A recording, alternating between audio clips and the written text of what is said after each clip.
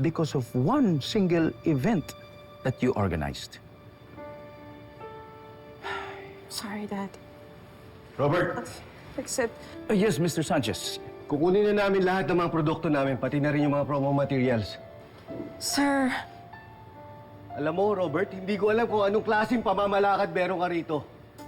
We pull out na namin lahat ng mga produkto namin, pati na yung mga sponsorship.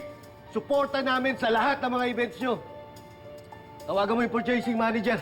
sir, hayaan niyo po ako magpaliwanag sa inyo. Maayos po namin to. Sir?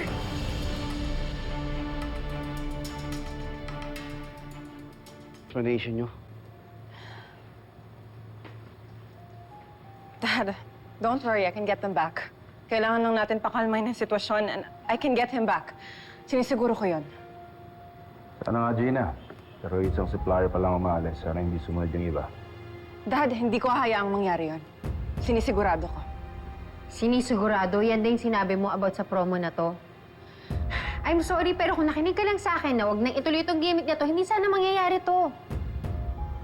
Kulit mo kasi hindi ka nakikinig. Kasalanan mo to, Gina.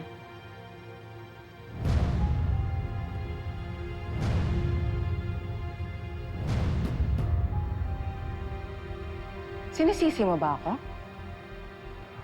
I'm sorry, pero di ba ikaw may pakana nito? So sino bang sisisihin ko kundi ikaw? No. It's my responsibility. But this is not my fault. We prepared for this. Walang nakakita sa atin ng mangyayari to. Lahat ng to, prinisan sa atin ni Gina. At lahat tayo nag-approve at nagustuhan tong konsepto. Dad, we were supposed to print only 20 tickets pero dumagsa ang mga tao dito. Which means someone tried to sabotage this promo. Sabotage? Sino naman gagawa nun? I don't know, maybe our competition.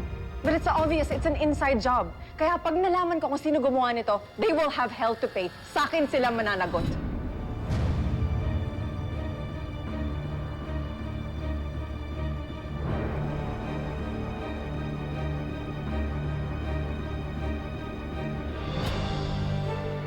Mahal, relax. Everything will be okay, okay?